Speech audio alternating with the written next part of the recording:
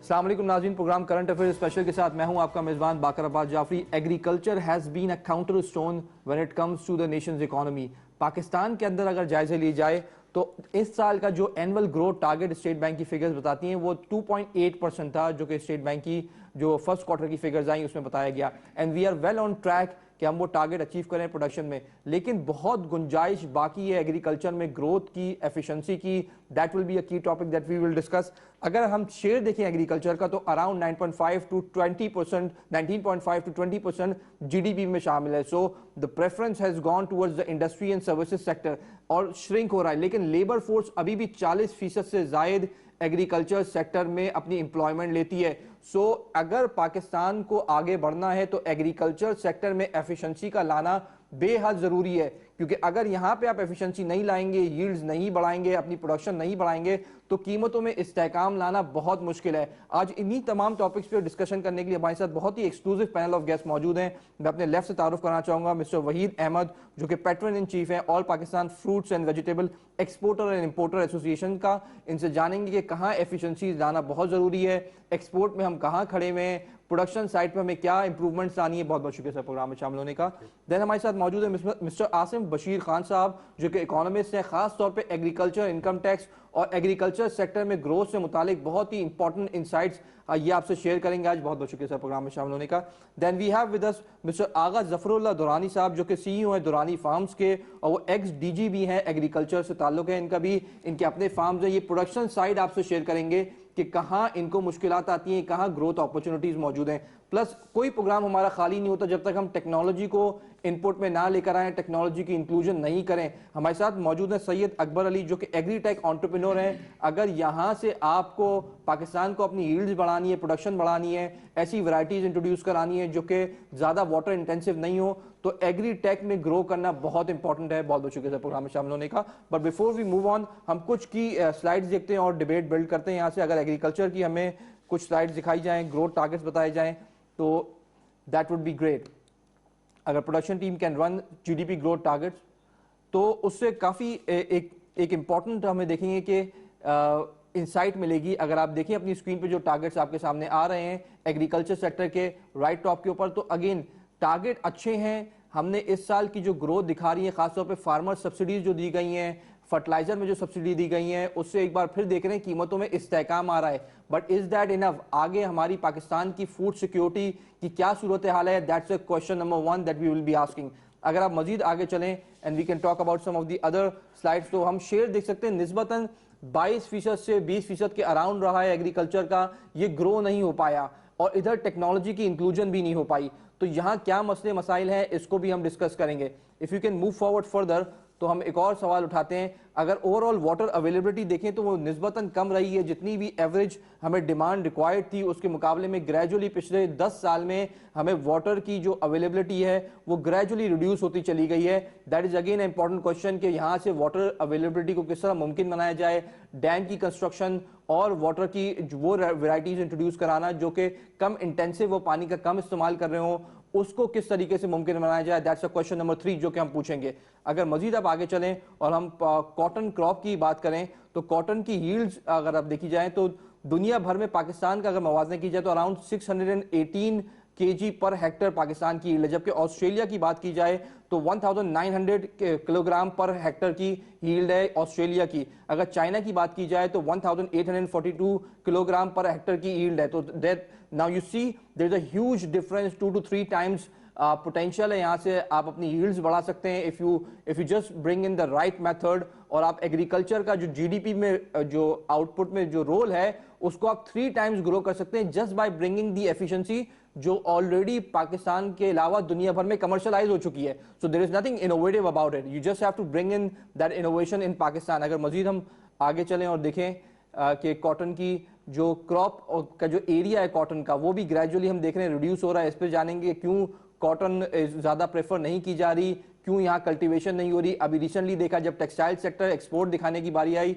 तो सारी cotton import किया और उसने अगेन आपके जो करंट अकाउंट डेफिसिट पे नेगेटिव असर डाला और आप कंटिन्यूसली सरप्लस में जा रहे थे 4-5 महीने से और फिर डेफिसिट में आ गए। अगर if you can move forward further from here तो आप अगेन देखें कॉटन को जो ओवरऑल प्रोडक्शन है वो बहुत ही स्टीप डिक्लाइन हम देख रहे हैं, गुज़िश्ता 2 से 3 साल में पीक आउट किया और अब डिक्लाइन देखा जा रहा है। So a lot of questions are here on the table. सबसे पहले सर आपसे आगाज करना चाहूँ, what's your feedback on that?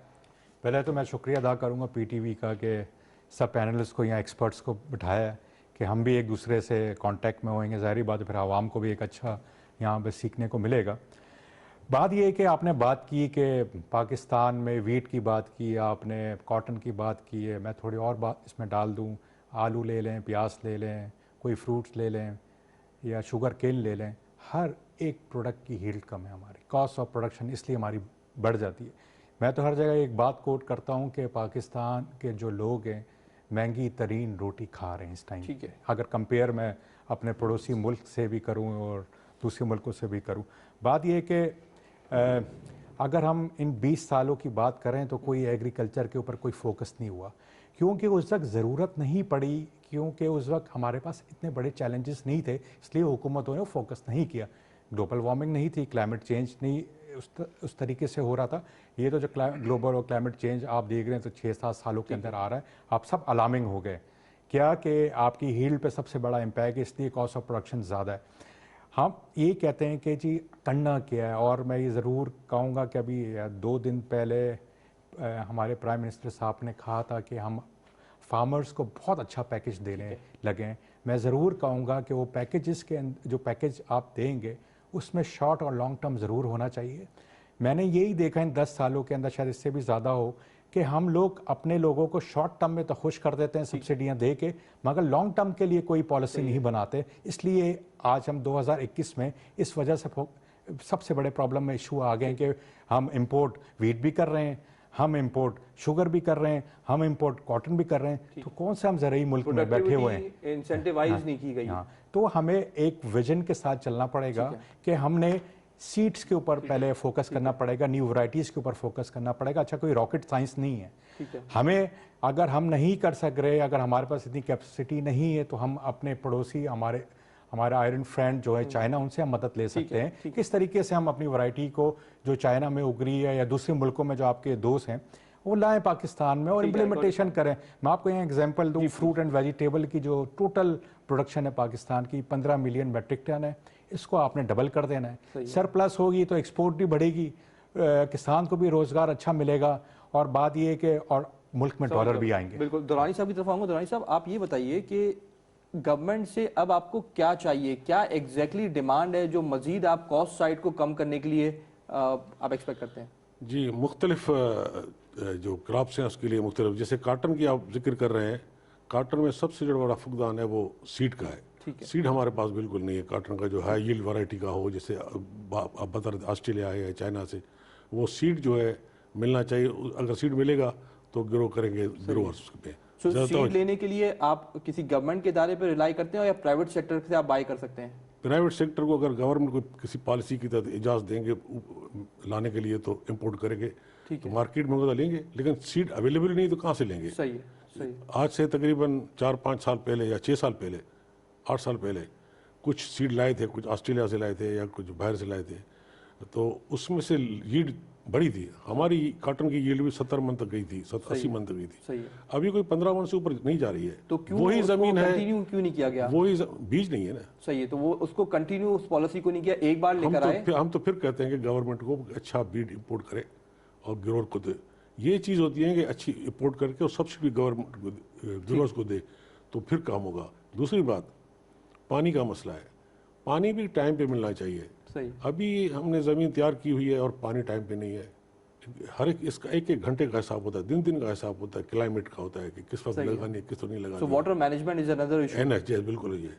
तो अभी ड्रिप पे भी लोग जा रहे हैं कि पानी को कंजर्वेशन करने के लिए ड्रिप पे जा रहे हैं, लेकिन ड्रिप पे कॉस्ट बढ़ जा रही है। ठीक है। उसके जो पाइप है, हम चाइना गए थे तो देखा था गोबी डिजर्ट में लगाया था ड्रिप, उधर ही फैक्ट्री लगी हुई थी, उधर ही पाइप बन रहे थे। अब इंडिया में भी जैन वाले बना रहे हैं जो रहे, तो वो 15 रुपये 20,000 रुपये एकड़ पे कास्ट आती है। सही है। यहाँ पे पाइप इंपोर्ट करके लगाते हैं तो तकरीबन कास्ट 80-90 हज़ार। साइड पे कुछ सब्सिडी नहीं है? सब्सिडी अभी गवर्नमेंट दे रही है। ठीक है, गवर्नमेंट दे रही है सब्सिडी, 40-60 पे दे रही है कि 40 जो है गवर्नमेंट 60% दे रही है, गवर्नमेंट दे रही है 40%, 60% गिरोवर है, लोग अब इस पे जा रहे हैं, लेकिन फिर भी कास्ट हाई है बड़ी। सही है। 1 लाख 1.25 लाख रुपया दे, कहाँ वो इंडिया में हो या कहीं और भी जो कम कास्ट आ रही है।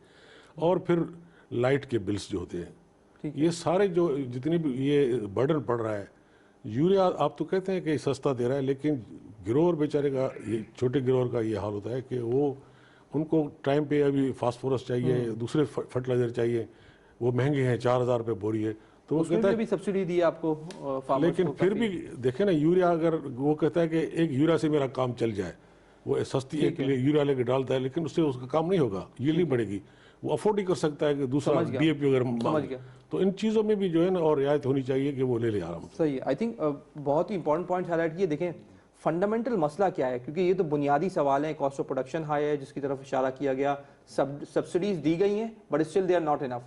फार्मर्स को अच्छी खासी अभी फर्टिलाइजर में सब्सिडी दी गई है इस साल के अंदर, लेकिन अभी काफ़ी नहीं है। बुनियादी मसला क्या है एग्रीकल्चर का, ये ज़रा आसानी से बताइए हमारे, ताकि नाज़रीन समझ सकें उर्दू में। शुक्रिया बाकर। देखिए, एक चीज़ तो एग्रीकल्चरल प्रोडक्टिविटी के एतबार से कही वहीद साहब ने कि हम सबसे महंगी रोटी खा रहे हैं, दैट्स राइट। फिर दूसरी जो अहम बात है वो टेन्योर क्लासिफिकेशन हम एग्रीकल्चर में कहते हैं कि फार्मिंग ऑपरेशंस कैसे हो रहे हैं। तो पाकिस्तान जब बना था तो farming operation predominantly share cropping based थे। तो शेयर क्रॉपिंग के बारे में कहा जाता है इसकी प्रोडक्टिविटी कम होती है। अब पाकिस्तान की इतनी एग्रीकल्चरल ट्रांसफॉर्मेशन हो चुकी है कि पाकिस्तान में अब 90% एग्रीकल्चर जो है वो ओनर सेल्फ कल्टीवेशन बेस्ड हो रही है। अब पूरी दुनिया में जहां जहां, आसानी से बताइएगा। इसको ओनर सेल्फ कल्टीवेशन का मतलब है कि जो जमीन के मालिक हैं वो जमीन को खुद कल्टीवेट कर रहे हैं, अपनी जमीन पे अपनी जमीन पर कर रहे हैं, खुद खेती बाड़ी कर रहे हैं, या तो वेज लेबर के जरिए कर रहे हैं या बजाते खुद कर रहे हैं। सही है। अब जहां भी ये ट्रांसफॉर्मेशन दुनिया में हुई है वहां प्रोडक्टिविटी बहुत स्टीप, बहुत तेजी से ऊपर गई है। सही है। पाकिस्तान में ऐसा नहीं हुआ। 90% एंटरप्रेन्योरियल स्पिरिट्स आ जाती हैं, एंटरप्रेन्योरियल स्पिरिट आ जाती हैं। अब शेयर क्रॉपिंग में मॉरल हैजर्ड होता है, इसलिए कि शेयर क्रॉपर कैसे काम कर रहा है जमीन पर आप ऑब्जर्व नहीं कर सकते, जो ओनर है वो शेयर क्रॉपर को ऑब्जर्व नहीं कर सकता। फिर शेयर क्रॉपर को यील्ड बढ़ाने का इंसेंटिव नहीं है, उसे पता है कि यील्ड बढ़ेगी तो वो शेयर हो जाएगी। एक तो ये बहुत मुअम्मा है पाकिस्तान के अंदर कि पाकिस्तान में ये ट्रांसफॉर्मेशन कंप्लीट हो गई लेकिन प्रोडक्टिविटी तो कितना परसेंट शेयर क्रॉपर्स के पास है, कितना परसेंट इस वक्त तकरीबन 90% सेल्फ ग्रोवर्स के पास है। ठीक है, 90%। और जब पाकिस्तान बना था तो 60% शेयर क्रॉपर्स के पास था। तो ये तब जो जितनी पाकिस्तान 90% आप बोले शेयर ओनर्स के पास, ओनर्स के पास है तकरीबन, और फिर भी वो अपनी प्रोडक्टिविटी नहीं बढ़ा पा रहे। प्रोडक्टिविटी नहीं बढ़ा पा रहे। Leads us to another important question कि क्यों आप मालिक होने के बावजूद प्रोडक्टिविटी नहीं बढ़ा पा रहे। अब दूसरे पाकिस्तान में आपने सब्सिडीज की तरफ इशारा किया कि सब्सिडीज बहुत ही इनएफिशिएंट है। एग्रीकल्चर बजाते खुद तो इनएफिशिएंट है ही, एग्रीकल्चरल प्रैक्टिसेस। सब्सिडीज पाकिस्तान में सबसे बड़ा मसला ये है कि ब्लैंकेट सब्सिडीज हैं। अब वो ब्लैंकेट सब्सिडीज कंजम्पशन बेस्ड हैं, जिसकी कंजम्पशन जितनी ज्यादा है वो उतनी ज्यादा सब्सिडी इंजॉय कर सकेगा। अब किसी के पास 2000 अगर वो हैं ट्यूबवेल्स हैं तो उसकी जो इलेक्ट्रिसिटी कंजम्पशन है उन ट्यूबवेल्स पर और पर यूनिट ऑफ इलेक्ट्रिसिटी अगर सब्सिडी है वो ज्यादा एंजॉय करेगा। अगर फर्टिलाइजर पर सब्सिडी है पर बैग तो जिसने ज्यादा बैग यूज की वो ज्यादा एंजॉय कर सकेगा। ये टारगेटेड नहीं है सब्सिडी और स्मॉल फार्मर्स को नहीं पहुंचती। तो पाकिस्तान में स्मॉल फार्मर्स जो हैं जिनकी 12.5 एकड़ से कम जमीन है या सब्सिस्टेंस जिनके पास लैंड है, कितना परसेंट है वो पाकिस्तान का 64% है तकरीबन। टोटल जो फार्मर्स हैं उनका 64%। तो आप कहना चाह रहे हैं सब्सिडीज रिग्रेसिव होनी चाहिए? रिग्रेसिव होनी चाहिए और प्रोग्रेसिव नहीं होनी चाहिए, वेल टारगेटेड होनी चाहिए सब्सिडीज। ठीक है, सब्सिडीज वेल टारगेटेड हों और आइडेंटिफाई किया जाए किसे सब्सिडी की जरूरत है किसे नहीं। अभी भी हम ये पजल नहीं सॉल्व कर पाए कि डिस्पाइट ऑफ द फैक्ट कि आप जमीन के मालिक हैं, आप फिर भी प्रोडक्टिविटी नहीं बढ़ा, आप इंसेंटिवाइजेशन नहीं है आपकी कि प्रोडक्टिविटी बढ़ाएं, जबकि आप अर्निंग कर रहे हैं लेकिन वो डॉक्यूमेंटेशन भी नहीं दिखा रहे और टैक्स भी नहीं पे कर रहे। अब दूसरा मसला टैक्सेशन के हवाले से आ जाता है। एग्रीकल्चर सेक्टर के अंदर हाईली अंडर टैक्स सेक्टर है, ओवर सब्सिडाइज्ड है और अंडर टैक्स। ये बात आप कैसे कह रहे हैं? ये ऐसे कह रहे हैं कि जो पाकिस्तान का कंसोलिडेटेड टैक्स कलेक्शन है उस कंसोलिडेटेड टैक्स कलेक्शन में लेस देन 1%, तकरीबन 0.5% के करीब टैक्स है जो पूरे एग्रीकल्चर सेक्टर से, जबकि इसका जीडीपी में कंट्रीब्यूशन इस साल रफली 19.5% है, तकरीबन 1/5 ऑफ योर इकोनॉमी। और आपकी जो लेबर फोर्स है उसका तकरीबन 44% है, सही। जबकि इससे टैक्स कलेक्शन 0.5% के करीब है। फिर वो कह देते हैं ना कि प्रोविंशियल सब्जेक्ट है, वो सारी डिबेट ही डिफरेंट हो जाती है कि हम कैसे कलेक्ट करें। अब चूंकि प्रोविंशियल सब्जेक्ट तो जीएसटी ऑन सर्विसेज भी है, जीएसटी ऑन सर्विसेज पर सारे सूबों ने बहुत रिमार्केबली अच्छा परफॉर्म किया और सूबों की जो फिस्कल सस्टेनेबिलिटी इंप्रूव हुई है, चूंकि where there is a will there is a way, चूंकि उन्हें पता है। अब यहाँ से भी एक सूबों के लिए भी बड़ी मॉरल हैजर्ड प्रॉब्लम है। सूबों का कंप्लीट रिसोर्स पूल जो है उसमें से सिर्फ एक टैक्स है जीएसटी ऑन सर्विसेज, जिस पे 60% से ज्यादा टैक्स आप कलेक्ट ये हो रहा कहना चाह रहे हैं कि वो सेक्टर जिस पे टैक्स लगाने से जो बड़े जमींदार हैं, जो पावर सर्कल्स में भी बैठे हैं, उनको भी नुकसान होगा, तो वो उस सेक्टर को नहीं फोकस कर रहे, जबकि सर्विसेज जिसमें वो खुद उनका शेयर नहीं है जीडीपी के अंदर, उसको वो लगाने पे टेक्नोलॉजी भी लेकर आ रहे हैं, एफबीआर को भी फाल कर रहे हैं, सब चीजों को बिल्कुल सपोर्ट कर रहे हैं। Is that what you are trying to say? Yes, it is exactly. देखिए ना, पूरा जो पॉलिटिकल इकोनॉमी साइकिल है, अब ये 1947 से लेकर आज तक एग्जेम्प्टेड फ्रॉम टैक्सेशन और वो प्रोविंशियल सब्जेक्ट है। इसी डिबेट को आगे बढ़ाएंगे। हमारे साथ अकबर भी मौजूद है। अकबर, ये बड़ा एक इंपॉर्टेंट टॉपिक है कि टेक्नोलॉजी का किस तरीके से इस्तेमाल किया जाए एग्रीकल्चर में यील्ड बढ़ाने के लिए या पर एकड़ क्रॉप के आउटपुट बढ़ाने के लिए। What is your take on that, थोड़ा सा बताइएगा। जिस तरह से जो है हमारे भाई ने कहा कि जो है चाइना से या किसी और ममालिक से हमारे जो है सीड इंपोर्ट किए जाएँ ताकि बेहतर जो है क्रॉप हो। जो हमने डिक्लाइन देखा कॉटन का कि अचानक से जो है बहुत ज़्यादा बूम हुआ और दैन जो है वो डिक्लाइन की तरफ गया, उसकी मेजर वजह ये है कि आपने इंपोर्ट तो किया लेकिन उसको एक्लेमेटाइजेशन की प्रैक्टिसेस को फॉलो नहीं किया। इससे क्या मुराद है कि आपने जो है अपने जो लैंड रेसिस लोकल जो आपके बीज हैं उनके साथ उनको हाइब्रिडाइजेशन नहीं की, उसका जो है प्रोसेस फॉलो नहीं किया, ताकि आपके पास जो लैंड रेसिस होती हैं हम ये क्यों नहीं कर पाए? ये क्यों नहीं कर पाए? क्योंकि हमने ज़्यादा फोकस इंपोर्टिंग पे किया रादर देन कि हम लोग जो है यहाँ पे अपने बीज टेक्नोलॉजी ट्रांसफर पे फोकस नहीं किया। बिल्कुल नहीं किया। उस पर जो है साथ साथ कुछ चीज़ें और हम लोगों ने मिस की, वो ये कि हमने अपने जो नेचुरल रिसोर्सेज हैं, ना सिर्फ जो मिनरल्स हैं उसके अलावा हमारे पास कुछ नेचुरल रिसोर्सेज ऐसे हैं जो एज अ वेस्ट हम लोग जो काउंट करते हैं, उनको यूटिलाइज़ नहीं किया। कुछ नेचुरल रिसोर्सेज में हमारे पास बैक्टीरिया और फंगस भी आते हैं।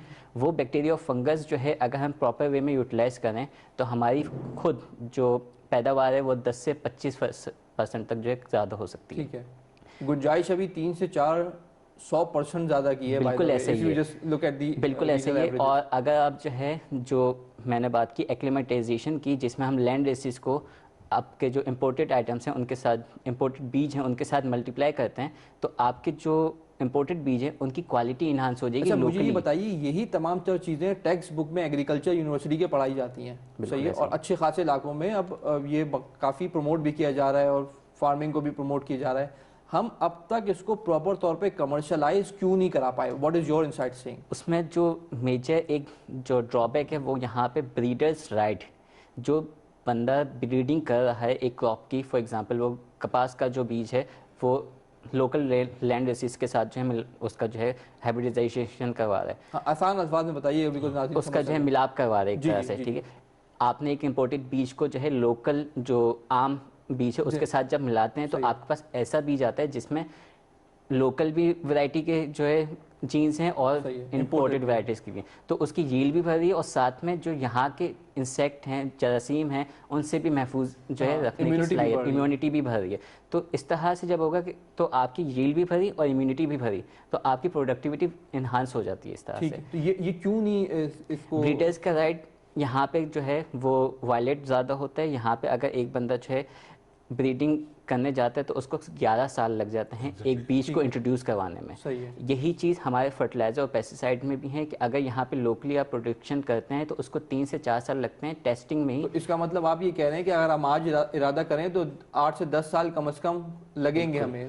तो इस तरह के लॉज में बाहर जो है के ममालिक में इस तरह की जो है टेक्नोलॉजी भी अडॉप्ट हो चुकी है कि विद इन अ ईयर और 2 ईयर वो आपके जो है सीड को जो है 100% प्योर जो है बना सकता है।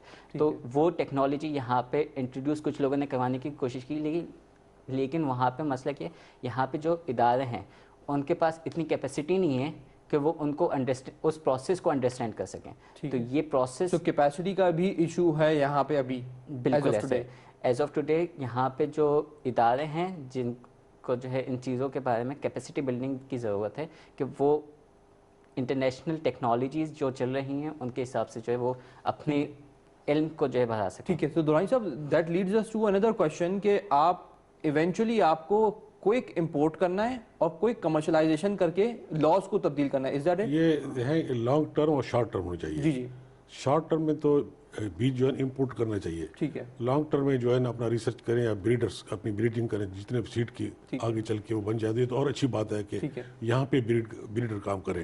लेकिन शॉर्ट टर्म में अभी 1 साल 2 साल 3 साल के लिए इंतजार करें तो यील्ड तो खत्म हो जाएगी। ठीक है, तो इसलिए पहले जो है ना इंपोर्ट करें और आगे ये भी जैसे कह रहे अकबर साहब के आगे ऐसी भी सोचे जो नई टेक्नोलॉजी करें तो बीज कुछ करें। ठीक है, तो इस चीज सारे बीजों में ऐसा होना चाहिए, सही।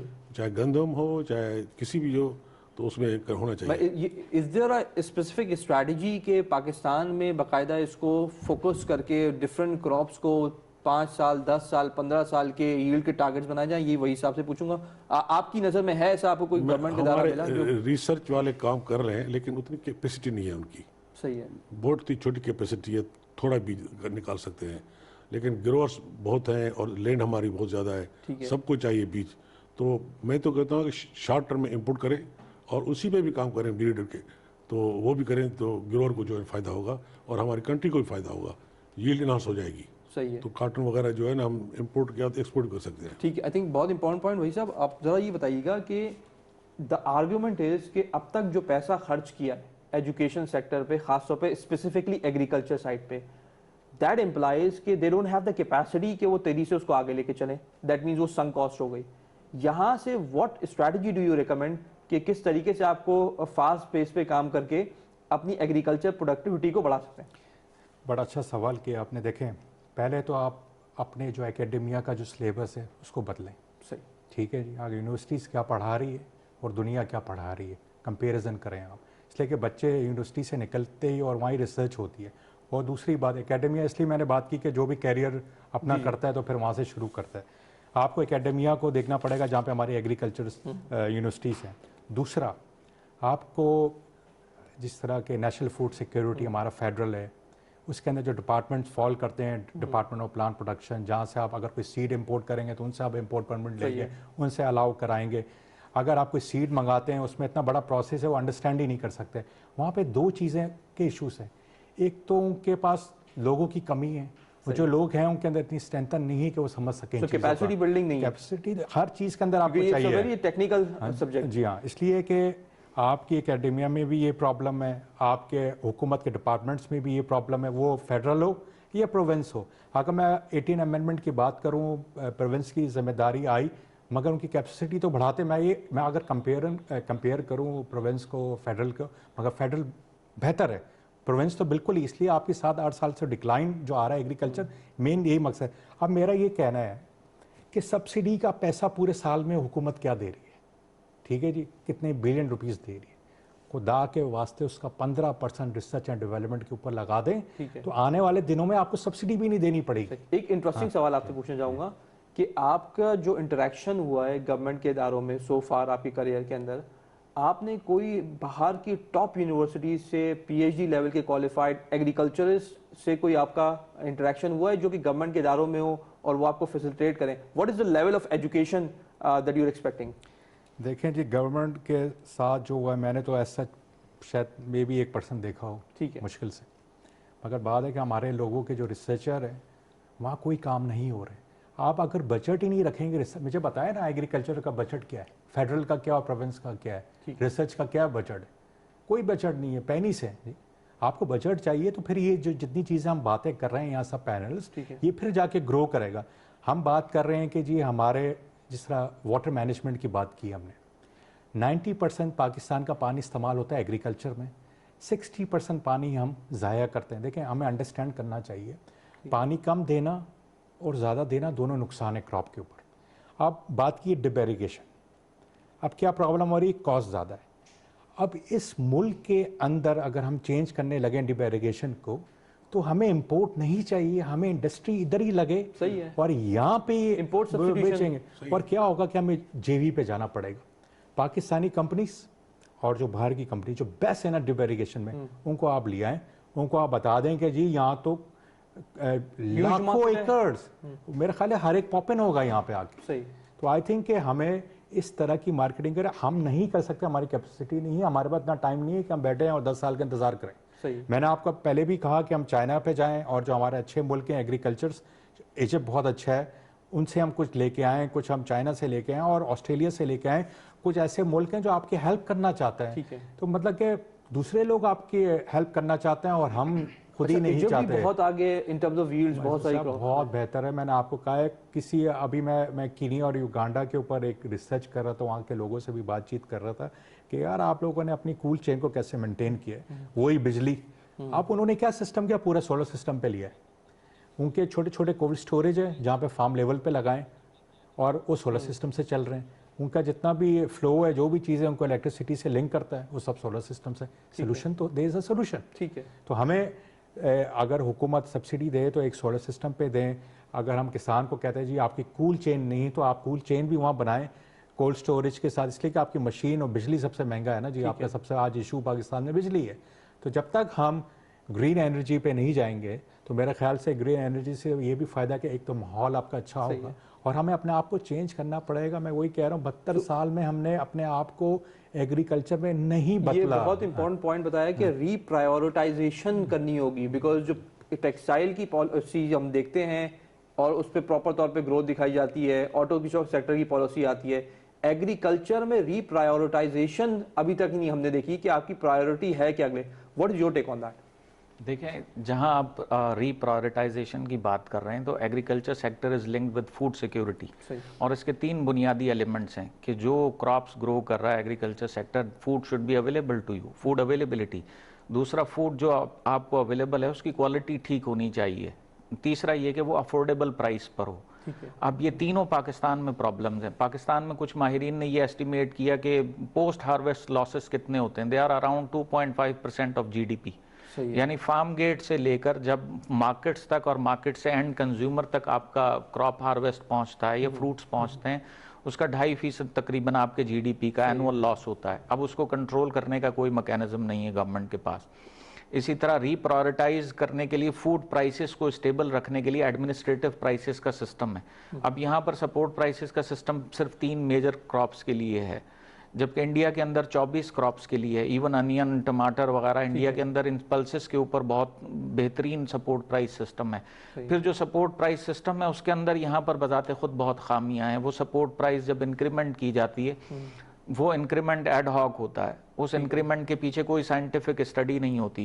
मुझे अच्छी तरह याद है, पाकिस्तान आर्काइव में रिपोर्ट पढ़ी है 60s एंड 50s में वीट सपोर्ट प्राइस जो है उसके पीछे एक रिपोर्ट इशू की जाती थी एनुअली कि वीट की कॉस्ट ऑफ प्रोडक्शन कितनी है और इतनी सपोर्ट प्राइस मुकर्रर करने से हर छोटे से छोटा फार्मर जो है अपना प्रॉफिट हासिल कर सकेगा।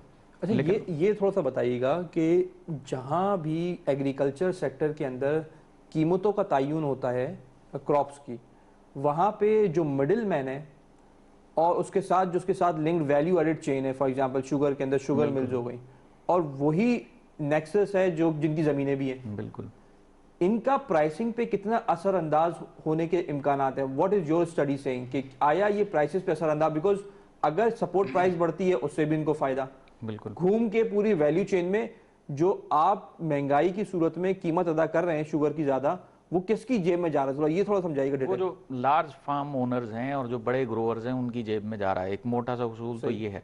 दूसरा, उनकी कीमतों पर असरअंदाज होने की सलाहियत बहुत ज़्यादा है। आप शुगर केन की मिसाल ले लें तो शुगर केन आपको पता है इट्स अ पेरिनियल क्रॉप।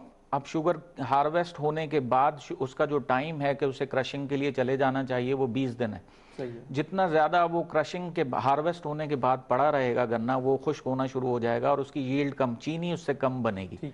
अब लेकिन जो बड़े ग्रोअर्स हैं, जो मिल ओनर्स हैं, वो गन्ना परचेज नहीं करते टाइम पर। उन्हें उनकी ये जो है उनके साथ, हाँ, टाइम पर उनको एक तरह से ब्लैकमेल करना सही है कि आप कम प्राइस पर गन्ना बेचें। हुकूमत ने मुकर्रर किया हुआ प्राइसिंग का पूरा, इस तरीके से कॉस्ट ऑफ प्रोडक्शन नीचे लाते हैं। इस तरह से कॉस्ट, अब दर हकीकत ये उनका अपना नुकसान भी है। कॉस्ट ऑफ प्रोडक्शन नीचे ले आए और दूसरों का प्रॉफिट कम कर दिया, ग्रोअर्स या फार्मर्स का, लेकिन अपनी यील्ड भी कम कर ली, जो चीनी की यील्ड है वो भी कम हो गई। बेसिकली आप ये कह रहे हैं कि अगर तो इन्होंने डाउन स्ट्रीम सेक्टर को या छोटे फार्मर्स को पैसा नहीं दिया उनका जायज, तो वो क्यों प्रोडक्टिविटी पे अपने स्पेंड करेंगे? अगर उन्हें एक चीज प्रॉफिटेबल ही नजर नहीं आ रही, बिल्कुल, तो बीच में ये एक वक्त तक ही प्रॉफिट्स कमाएंगे ना शुगर मिल्स वाले, बिल्कुल। लेकिन फिर उसके बाद लोग, जो हमने देखा कि लैंड अंडर कल्टीवेशन है वो कम होता जा रहा है, तो अब पूरा साइकिल रिवर्स हो रहा है।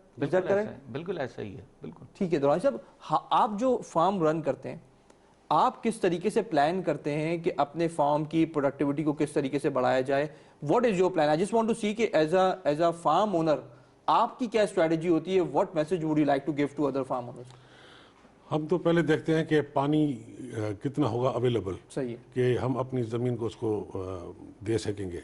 पहले तो तरजीह हमारी पानी की, उधर उस किस टाइम पे पानी हुआ क्या। उसके बाद हम देखते हैं बीज अच्छा मिलता है, बीज के लिए तो हर चीज़ देख के ही उसको उस तरीके से लगाना पड़ता तो है। बड़े बुनियादी सवालात हैं जिसमें आप लोग फंसे हुए हैं अभी। फंसे हुए हैं। जब तक पूरी दुनिया आपसे 6 गुना 7 गुना ज्यादा यील्ड निकाल रही है, आउटपुट निकाल रही है किसी भी क्रॉप का, हम अभी तक वो बुनियादी सवालात के जवाब नहीं दे पाए। Is that correct? जी बिल्कुल सही है। दूसरी बात यह है कि ये कह रहे कि 18th अमेंडमेंट के बाद एग्रीकल्चर जो यहाँ आ गया है, लेकिन एग्रीकल्चर नहीं है, एग्रीकल्चर डिपार्टमेंट में कोई नई चीज़ आई है। वहाँ फिर एक नामनक्लेचर चेंज करके वहाँ फूड सिक्योरिटी डिपार्टमेंट खोला गया है। यहाँ पे वही है। अभी प्लांट प्रोटेक्शन जो है वो अभी भी उधर ही है। अभी कुछ भी चीज़ चाहिए, सीड चाहिए, कुछ भी चाहिए, लेकिन उसके लिए परमिशन प्रोविंस को ऊपर से लेनी पड़ती है। तो ये चीज़ें भी होनी चाहिए प्रोविंस के पास को। कोई हमें बनाना का चाहिए, बीज चाहिए, बाहर से इंपोर्ट करना है, तो प्लांट प्रोटेक्शन वाले इजाज़त नहीं देते हैं कि आप बनाना यहाँ ले आएँ, बीज यहाँ ले आएँ। तो ये सहूलत प्रोविंस लेवल पे, मैं समझ रहा हूँ, पता है कि प्लांट प्रोटेक्शन ये मसले आ रहे हैं बड़े। कोई चीज़ एक्सपोर्ट करो तो फिर भी मसले आ रहे हैं। ठीक है। अब नाज़रीन, हम आपको कुछ लेटेस्ट स्टैट्स भी दिखाएंगे दूसरी क्रॉप्स की। Akbar, the question from you is, आप क्या इनोवेशन ला रहे हैं? क्या एक अपॉर्चुनिटी आप समझ रहे हैं इंडस्ट्री के अंदर है जिसको आप एक्सप्लॉइट करना चाह रहे हैं ताकि एफिशिएंसी लाई जाए? हम लोग हमारी कंपनी जो है फ्रजीज है, तो वहाँ पे हम लोग बेसिकली जो वैल्यू चेन है पूरी एग्रीकल्चर की, उसमें कौन कौन सी जगह हैं जहाँ पे हमें इनोवेशन करनी है। जैसे सर ने कहा कि सीड जो है एक मेजर इशू है, देन पानी का एक मेजर इशू है, फिर खाद का इशू है, फिर जो पेस्टिसाइड्स हैं या अद्वियात हैं उनका इशू है। तो अगर हम इन सबको एक यकजा करके एक जगह पे ले आएँ और उन सबको एक ही साथ किसान को जो है मुहैया कर दें। इसका मिसाल इस तरह से कि हम लोगों ने इस तरह के जो है पेस्टिसाइड बनाए थे जो कि आपको हर बार यूज़ नहीं करना क्योंकि वो बैक्टीरिया बेस्ड हैं, तो वो जो है आपको सिर्फ और सिर्फ 5 ग्राम यूज़ करना पड़ता है 1 एकड़ पे। 5 से 10 ग्राम आप एकड़ पे यूज़ करते हैं, बजाय इसके कि आप जो है हर हफ्ते जो है आप उसको जो है स्प्रे करो। 1 kg जो है के करीब करीब आपको जो 1 एकड़ पे लग जाता है। तो इसी तरह से वो बैक्टीरिया का क्या फ़ायदा है, बैक्टीरिया जब ज़मीन में जाता है और ज़मीन में खाद है या कोई भी जो है आपने इवन गोबर ही डाला हुआ है, तो उससे जो है वो उसमें मल्टीप्लाई होना स्टार्ट हो जाता है। ये बताइए कि आपका जो एक्सेस है towards the farms, because this is your market ना, that is what you are going to sell to them. बिल्कुल ऐसे ही। वो किस तरह से मुस्तहकम है? Is government supporting? Because government ने भी रिसेंटली एंटरप्रेन्योरशिप के प्रोग्राम्स किए थे, काफी इंक्यूबेटर्स भी आ गए। आपको इन तक रसाई किस तरह मुमकिन बनाई जा सके? Are you solving this puzzle? इस पजल को जो है एड्रेस करने के लिए NIC कराची में कुछ स्टार्टअप भी जो हैं वो काम कर रहे हैं। हम लोग डायरेक्टली इस पजल को जो है सॉल्व नहीं कर सकते। आप जितनी इनोवेशन लेकर आएंगे, अगर इनको नहीं पता होगा और इनको सही तौर पे समझा नहीं पाएंगे तो आपकी तो सेल्स ही नहीं होंगी। बिल्कुल ऐसा ही है। इसमें जो कुछ इदारे हैं जो डिस्ट्रीब्यूटर के तौर पे जो है हमारे साथ काम करते हैं, और कुछ इदारे जैसे कि पाकिस्तान एग्रीकल्चर रिसर्च काउंसिल और PCSIR हैं, इनके साथ मिलकर हम लोग फार्मर्स फील्ड स्कूल का इनेकाद करते हैं। वहाँ पे हम लोग जो है, हमारी कोशिश तो ये है कि गवर्नमेंट के साथ मिलके ही कुछ ऐसे जो है फील्ड ट्रायल्स किए जाएँ जहाँ पे सिर्फ फील्ड ट्रायल्स ना हो, वो एज अ कह रहे हैं स्कूल हो जहाँ पे किसानों को उस चीज़ के बारे में ट्रेन भी किया जाए। इस उनकी ट्रेनिंग क्यों इम्पॉर्टेंट है, क्योंकि वो एक्चुअल जो है वर्कर्स हैं जो आगे किसान कितना ट्रेंड है ये बताएंगे ज़रा, कि आपकी ऑब्जर्वेशन क्या रही है? अगर किसान लोकली जो टेक्निक्स हैं उनके हिसाब से तो वो आउटस्टैंडिंग वर्किंग करता है, लेकिन जो इंटरनेशनल स्टैंडर्ड्स हैं या उनके हिसाब से अगर वर्किंग करनी है तो मैं कहूँगा कि 1% भी मुश्किल है। तो आप ये कह रहे हैं कि जो पाकिस्तान का जो किसान है ऑन एवरेज, आपकी राय के मुताबिक 1% भी तैयार नहीं है बैनुल अक़वामी कवानीन या बैनुल अक़वामी स्टैंडर्ड से हम आंग होने के लिए। Is that correct? So that's another big issue कि वो। जी प्लीज। मैं इनका आसान कर देता हूँ चीज़ है। जी जी। ये बात है कि आपकी कंपनी प्रोड्यूस कर रही है तो you have to do marketing and sales. बिल्कुल। इसका बड़ा अच्छा तरीका है कि हर जगह के किसान को पकड़ें, वहाँ पे आप मॉडल फार्मिंग कराएं, उनको अपने जो प्रोडक्ट से कराएं। सीन एंड बिलीविंग वाली बात होती है, याद रखें। और हमारे यहाँ मुल्क के अंदर भेल चाड़ है। अगर आपका प्रोडक्ट कामयाब हो जाता है तो ये खुद ही हर जगह लगना शुरू हो जाएगा। अगर हम हुकूमत की तरफ देखते रहेंगे, हुकूमत करेगी नहीं, आप खुद इनिशिएट करें और ख़ुद इसी के अंदर आप डालें। अगर आप समझते हैं कि आपका प्रोडक्ट जो है बड़ा फिजिबल है किसानों के साथ, व्हाई नॉट। मगर मैं एक और बात करूँगा कि हम जो हमारे यहाँ जो पेस्टिसाइड इस्तेमाल होते हैं जो पाकिस्तान में, उसमें फेक्स भी आते हैं बहुत, ठीक है ना। अब बात है कि हम पेस्टिसाइड के ऊपर जो है ना दुनिया हट रही है, आप लोग जा रहे हैं ऑर्गेनिक फार्मिंग के ऊपर। मिसाल है, अगर कन्वेंशन प्रोडक्ट 100 रुपए का है, ऑर्गेनिक आप बेचेंगे तो 400 रुपए का, ठीक है। आप ऑर्गेनिक कैसे जाएंगे, हम खाद रियल जाएंगे। अब देखें पेस्टिसाइड के ऊपर हमने कैसे काम करना है। जो कीड़ा मकोड़ा आता है ना, आप बायोलॉजिकल वे में आओ, सही, वो ऐसा कीड़ा पैदा करो वो कीड़े को खा ले, ठीक है, बिल्कुल ऐसा ही। तो ये दुनिया के अंदर अप्लाई हो रही है, तो इसलिए ऑर्गेनिक जो है बढ़ रही है। मेरा ये कहना है कि अगर हम 25-30 साल पीछे चले जाए ना तो एक्चुअली ऑर्गेनिक थे, सही है। आज हम ऑर्गेनिक से हट गए, हमें गलत डायरेक्शन में लगा दिया। हमें क्या दिखाया, यार ये करेंगे ना से हील बढ़ जाएगी, वो बढ़ तो गई मगर बर्बादी भी आ गई, तो बात है कि हाँ, तो ऑर्गेनिक पे जाएं जो हम थे गोबर वाले, सही। तो मैं कहता हूं कि शुरू में आपको प्रॉब्लम होगी मगर आहिस्ता आहिस्ता आप उससे निकलेंगे। और बात ये कि देखें, अब मैं आपको बात ये कि पेस्टिसाइड जो है ना वो इंसान की सेहत के लिए भी अच्छा नहीं है। हम एक्सपोर्ट नहीं कर सकते। जब MRL आ जाता है, MRL आ जाता है, रेजिड्यूज उसमें निकल आते हैं, तो आपकी जो शिपमेंट है ना उसको वो डम कर देते हैं, सही है। या आपको मुल्क को बैन भी कर देंगे अगर ज्यादा फ्रीक्वेंटली आपके पास तो क्वालिटी को बेहतर होना बहुत जरूरी है, बहुत जरूरी है। सिर्फ हाँ देखें, मैं तो मेरी कौम है 12-22 करोड़ की, दुनिया को भी एक्सपोर्ट कर रहा है। मैंने अपने लोगों को भी तो देखना है कि जो मैं प्रोडक्ट प्रोड्यूस कर रहा हूँ ये हार्मफुल तो नहीं है इनके लिए। एक्सपोर्ट तो नहीं हर चीज़ है ना जी, लोकल देन एक्सपोर्ट। जाहिर बात है जब जिस दिन हमने लोकल अच्छी चीज़ दी है तो एक्सपोर्ट तो खुद बढ़ जाएगी आपकी, ऑटोमेटिकली बढ़ जाएगी। तो बात है कि अगर दुनिया की अगर मैं एक्सपोर्ट देखूँ फ्रूट एंड वेजिटेबल की $200 बिलियन की, अगर वैल्यू एडिड पुट करूँ तो 400 बिलियन से ऊपर क्रॉस जाता है। और हमारा शेयर क्या है, खैर मैं सिर्फ फ्रेश की बात करता हूँ, 200 बिलियन में 730 मिलियन, आई थिंक 0.4 समथिंग हमारा ये रेशियो। तो ये कितनी आसानी से हम ले सकते हैं शेयर, क्योंकि जो आपके आसपास ऐसे मुल्क हैं जो एग्रीकल्चर मुल्क नहीं है मगर इतने। केले का एग्जांपल दूं आपको, केला ऐसा प्रोडक्ट है अगर हम इस पर सही तरह मेहनत कर लें और इसकी जो नर्सरी जो डेवलपमेंट कर लें यहाँ पाकिस्तान में, जो वैरायटी यहाँ उगा लें, ट्रस्ट में इन 3 years $1 बिलियन की इंडस्ट्री बन सकती है केला। मैं आपको इसकी वजह भी बताता हूँ कैसे बनेगी। मिडिल ईस्ट पूरा केला इंपोर्ट करता है, China one of the biggest producer भी है मगर इंपोर्ट भी करता है। और आपका पूरा CIS कंट्री जब CPEC बनेगा, रूट जितने मुल्क आते हैं रशिया तक, सब साउथ अमेरिका से, इक्वाडोर से इंपोर्ट करेंगे। यहाँ से आप ट्रांजिट हफ्ते में पहुंचेंगे और वहाँ से जो वेसल आता है 25 दिन में आता है, मिडिल ईस्ट में आता है 25 दिन में, और यहाँ 3 दिन में आपका फ्रेट कम, आपका ये नहीं। यही प्रोडक्ट सिर्फ मैं केले की मिसाल दे रहा हूँ, सिंध के अंदर इनकलाब आ जाएगा इसी प्रोडक्ट के अंदर। बहुत इंपॉर्टेंट पॉइंट। अच्छा, हमारा शेयर, हमारे GDP का दुनिया में शेयर भी इतना ही है लगभग, by the way, so it's well in line with our GDP share as well. नाज़रीन, अगर कुछ लेटेस्ट स्टैट हमें दिखाए खासतौर पे वीट की यील्ड की, तो 2 पॉइंट अगर हम ग्लोबली देखें तो वीट वाइज अगर टॉप ममालिक का जायजा लें तो न्यूजीलैंड, नेदरलैंड्स, ये वो आयरलैंड, ये वो ममालिक हैं जहाँ पे वीट की बहुत ज़्यादा यील्ड है। और अगर अब पाकिस्तान का कंपेयर किया जाए तो 2.8 metric tonne per hectare Pakistan की यील्ड है, और चाइना का देखा जाए तो 5.4 मेट्रिक टन पर हेक्टर, जो अगेन 250% ज़्यादा है। सो आपका जो पड़ोसी मुल्क है वो आपसे 250 गुना ज़्यादा बेहतर तरीके से वीट को प्रोड्यूस कर रहा है, जिससे आप, और वो commercial as well, and you have the direct access to that country. Prime minister Imran Khan ने इसी तरफ इशारा किया रिसेंटली कि चाइना से आप बेहतर क्वालिटी के बीज या बेहतर क्वालिटी के प्रोसेसेस को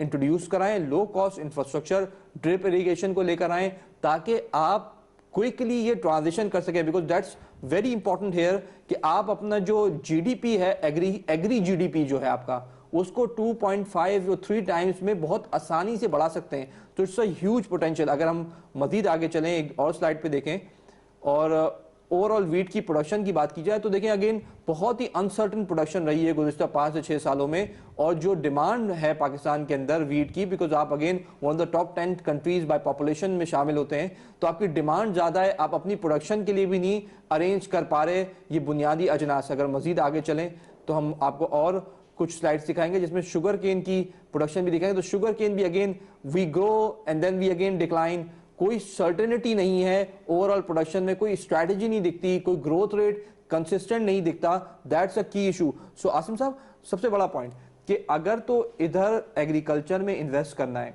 सो टारगेटेड टैक्सेशन एग्रीकल्चरिस्ट से वो लोग जो कि इस पाए का बड़ा हिस्सा हासिल करते हैं, किस तरीके से लिया जाए और उसमें क्या रुकावटें हैं? देखिए, सबसे जो आपने कहा बड़े फार्मर्स, ये बड़ा हिस्सा, ये तकरीबन 8000 फार्मर्स हैं। सही है। जो पाकिस्तान का 21% ऑफ कल्टीवेबल लैंड कमांड करते हैं, वो तकरीबन 1 करोड़ एकड़ से ज्यादा है वो जो लैंड है। सही है। तो आप डायरेक्टली इन्हें, अब जो FBR है, FBR के फार्म के अंदर, आयरिस के अंदर एग्रीकल्चरल इनकम टैक्स वो एग्जाम्पशन क्लेम कर देते हैं और उसके बाद FBR जो है प्रोविंशियल गवर्नमेंट्स के साथ शेयर करता है उनकी इन्फॉर्मेशन। तो प्रोविंशियल गवर्नमेंट को चाहिए उस पर वो टैक्स जो उनके टैक्स रेट से बनता है, हॉरिजॉन्टल इक्वालिटी क्रिएट कर दें अक्रॉस सेक्टर्स। सही है। आइन में है ना कि सारे इंसान बराबर हैं, तो अगर आपने एक सेक्टर से आमदन अर्न करने वाले को एग्जाम्प्ट किया हुआ है, इसका मतलब वो तो बराबर नहीं है जो उसका बर्डन उठा रहा है। इंडस्ट्रियल सवाल है कि 8000 फार्मर्स में से या इनकी एलाइड इंडस्ट्रीज में से how much do you see are there in the corridors of power? इनका मेजर कॉरिडोर्स ऑफ पावर में होगा यकीनन। ये जो महबूबुल हक साहब थे पाकिस्तान के फाइनेंस मिनिस्टर, उनकी एक स्पीच है 1985 या 84 की गलबन असेंबली में। उन्होंने असेंबली के फ्लोर पर कहा था कि मैंने पूरा प्रपोजल और इन ज़मीनों को, इन फार्मर्स को कैसे ट्रेस करेंगे, ये सारी चीज़ें पुटअप की हैं, लेकिन अप्रूवल में यही लोग रुकावट बने हुए हैं जो असेंबली में बैठे हैं। So what do you see here is कि ये तो एक फंडामेंटल कॉन्फ्लिक्ट ऑफ इंटरेस्ट है। यस। कि अगर आप एक चीज़ को जो कि आम आवाम के लिए बेनिफिशियल है, आप पार्लियामेंट में लेके जाएंगे तो उनके फाइनेंशियल गेन्स स्टॉप हो रहे हैं, that's why they will stop such regulation. Is that correct? बिल्कुल ऐसा ही है, उनके फाइनेंशियल गेन्स खत्म हो जाएंगे, टैक्स इवेजन खत्म हो जाएगी। 1985 की टैक्स रिफॉर्म कमीशन की रिपोर्ट में एक बड़ी इंपॉर्टेंट ऑब्जर्वेशन डॉक्यूमेंट की गई है, पूरे सैम्पलिंग सर्वे वगैरह करके। तो उन्होंने बताया कि जी लैंड क्रूजर्स की और इसी तरह highly valued capital purchases agricultural income से दिखाई गई हैं। सही है। मुख्तलिफ लोगों के जो पॉलिटिकल एलिट्स हैं उनके टैक्स रिटर्न में, हालांकि वो उनकी इंडस्ट्रियल इनकम है। ठीक है। तो बाकायदा डॉक्यूमेंट किया गया, लोगों ने अदर सोर्सेज ऑफ इनकम को एग्रीकल्चरल इनकम दिखाया टैक्स इवेजन के लिए। तो it's a window for tax evasion. So आप ये कह रहे हैं कि अगर टैक्स बचाना है तो एग्रीकल्चर इनकम शो करा के और उससे कुछ भी खरीद लें, उससे कुछ भी खरीद और लें। आप पे लागू नहीं होगा, किसी किस्म का बिल्कुल सवाल नहीं पूछा जाएगा। कोई सवाल अच्छा, एक और सवाल है कि ये जब भी आप इसको आगे बढ़ते हैं तो वो प्रोविंशियल सब्जेक्ट बन जाता है कि ये सूबों की सवाबदीद है कि वो खुद अपने सूबे में एग्रीकल्चर इनकम टैक्स नाफिज करें, उसको कलेक्ट करें। देखिए, ये आज से नहीं है। Government of India act 1858, government of India act 1919, government of India act 1935, constitution 1956, 62, 73 और फिर पोस्ट 18 अमेंडमेंट, ये मसला जब से चल रहा है। ठीक है। और तब से ये फेडरल सब्जेक्ट है इंडिया के अंदर भी, ये तब से ये प्रोविंशियल सब्जेक्ट है। फेडरल गवर्नमेंट के ये इनकम टैक्स एग्जाम्पशन, इंडिया में भी इसी तरह यूनियन इनकम टैक्स से एग्जाम्पशन है एग्रीकल्चर को, लेकिन इंडियन प्रोविंशियल स्टेट्स जो हैं they are performing very well. ठीक है। कई स्टेट्स ऐसी हैं जो अच्छा टैक्स कलेक्शन कर रही हैं और वो उससे फिर आपकी फाइनेंशियल फिस्कल सस्टेनेबिलिटी आ जाती है इस सेक्टर में। सही है। इस सेक्टर में इनोवेशन लाने के लिए, सपोर्ट प्राइस देने के लिए आपके पास बास्केट ऑफ रिसोर्सेज मौजूद होना चाहिए। ठीक है। आप दूसरे सेक्टर से रिसोर्सेज ड्रॉ करके इस सेक्टर में इंजेक्ट करेंगे तो इस तरह फिर एक इन्फेंट इंडस्ट्री आर्गूमेंट है, हमेशा टेक्सटाइल के लिए भी दिया जाता है और एग्रीकल्चर के लिए भी। ये ऑटोज के लिए भी 30 सालों तक दिया गया था, क्वालिटी इंप्रूव नहीं हुई। अब देखिए इसमें मैं मेरा एक आर्गूमेंट है कि इन्फेंट जो है उसकी भी तो कोई एक तबई लिमिट होनी चाहिए। Infant can never be infant mature हो, कब वो मैच्योर हो। ठीक है। I think towards the and आप ये बताइए कि आर यू रेडी टू पे टैक्सेस? यस, अब टैक्स दे रहे हैं, एग्रीकल्चर टैक्स दे रहे हैं, टैक्स ढल दे रहे हैं, आबियाना दे रहे हैं, टैक्स दे रहे हैं, और तकरीबन सारे जमींदार दे रहे हैं टैक्स। ठीक है। जो 3 टैक्स दे रहे हैं, एक टैक्स नहीं, इनकम टैक्स भी दे रहे हैं, ढल भी दे रहे हैं, आबियाना भी दे रहे हैं। सही है। 3 दे रहे हैं। कलेक्शन का थोड़ा सिस्टम खराब है, लेकिन टैक्स दे रहे हैं जो भी दे रहे हैं। सही। तो जो आ रहा है टैक्स नेट में वो टैक्स दे रहा है। जी टैक्स कितना परसेंट कॉर्पोरेटाइज हो गया ये पूरा टैक्सेशन का निजाम, खासतौर पर एग्रीकल्चर को लेके? आप क्या समझते हैं? आप तो दे रहे हैं, लेकिन ओवरऑल आपके जो दूसरे फार्मर्स हैं वो सब इसी अंदाज में दे रहे हैं? Because again this is like conflict, he is talking about something else, you are talking about something else. वो कह रहा है कि आप लोगों को लेना चाहिए, लाना चाहिए, आप कह रहे हैं हम तो 3 दे रहे हैं। नहीं, असल मसला ये है कि टैक्स दे रहे हैं, सब तकरीबन दे रहे हैं, छोटे हैं बड़े हैं टैक्स दे रहे हैं, क्योंकि जब असेट्स भरते हैं तो उसमें से टैक्स क्लियर करना पड़ते हैं। गाड़ी लेनी है तो फिर भी टैक्स बताने पड़ते हैं कि टैक्स देते हैं, अदरवाइज तो वो गाड़ी भी नहीं ले सकते। अभी तो गिरोह भी गाड़ी नहीं ले सकता है। अब टाइटन किया है इन्होंने। जी हाँ, ट्रैक्टर लेनी है तो फिर भी टैक्स देने हैं। लेकिन और भी मसला अभी मैंने जैसे मैंने लास्ट टाइम आपको बताया, यहाँ पे बैंकिंग का मसला है बड़ा। सही, हाँ। लास्ट टाइम भी मैंने कहा था आपको, अवेलेबिलिटी ऑफ क्रेडिट नहीं है। ट्रैक्टर लेना है आपको तो उसके लिए जमीन मार्गेज करनी पड़ेगी। सही, अगर आपको बस लेनी है, ट्रक लेनी है तो वही मार्गेज करनी पड़ेगी। ठीक है, ठीक है। कार लेनी है तो वही मार्गेज करनी पड़ेगी। सही। लेकिन ट्रैक्टर लेनी है तो पूरी जमींदारी उसको। आई थिंक बहुत इंपॉर्टेंट। आप ये बताइए टेक्नोलॉजी को टुवर्ड्स द एंड क्यों फोकस होना चाहिए यहाँ से, खासतौर पे एग्रीकल्चरिस्ट के लिए, if they want to innovate? Technology basically जो एक चीज़ है वो हाईली एफिशिएंट करने के लिए या इफेक्टिव करने के लिए चीज़ों को जो है हमें ज़रूरत है एग्रीकल्चर में। Efficiency with respect to water and seed and effectiveness with respect to fertiliser and ठीक है, पेस्टिसाइड्स। तो हर एरिया के अंदर इसकी एफिकेसी बहुत ज़्यादा बिल्कुल ऐसे आ सकती है। सही है sir, your final take. Sir मैं ये ज़रूर कहूँगा टैक्स के ऊपर, बात ये कि हम लोग जब एक्सपोर्ट करते हैं ना तो हमारा 0.25 EDF टैक्स करता है, एक्सपोर्ट डेवलपमेंट फंड। ठीक है, तो हमने हुकूमत से बात की है, इसलिए कि मिनिस्ट्री ऑफ कॉमर्स के अंडर में रज़ाक दाऊद साहब के, तो हमने कहा है कि जी आपसे ये करेंगे जी जितना टैक्स जो हो रहा है उसी के ऊपर अप्लाई हो जाए। जो इन्होंने बात की टैक्स की, इन्होंने भी बात की, मैं कहता हूँ ये टैक्स लें और इन पे ही लगा दे रिसर्च के ऊपर। मैं कहता हूँ सब बढ़ चढ़कर टैक्स लेके टारगेट पर। बहुत इंपॉर्टेंट पॉइंट। बहुत बहुत शुक्रिया वही साहब प्रोग्राम में शामिल होने। कासिम साहब, it's always wonderful talking to you. Durrani साहब, बहुत अच्छा लगा कि आप आए। बहुत बहुत शुक्रिया अकबर, आपने टेक्नोलॉजी का इनपुट दिया। नाज़रीन, इसके साथ ही हमारे प्रोग्राम का खत्म हो जाता है। यू हैव टू फोकस कि यहाँ से यील्ड्स बढ़ाने के लिए टेक्नोलॉजी को किस तरह से इंट्रोड्यूस करना पड़ेगा, पॉलिसी में क्या तब्दीली लानी पड़ेंगी, ये बहुत इंपॉर्टेंट है यहाँ से कि आप एग्रीकल्चर का ग्रोथ रेट में रोल बढ़ाएं, उसका शेयर बढ़ाएं, ताकि आप यहाँ से फूड सिक्योरिटी को इंश्योर कर सकें। इसके साथ ही हमारे प्रोग्राम का वो खत्म हो जाता है। अपने मेज़बान बाकर अब्बास जाफरी को इजाज़त दीजिए। अल्लाह हाफिज़।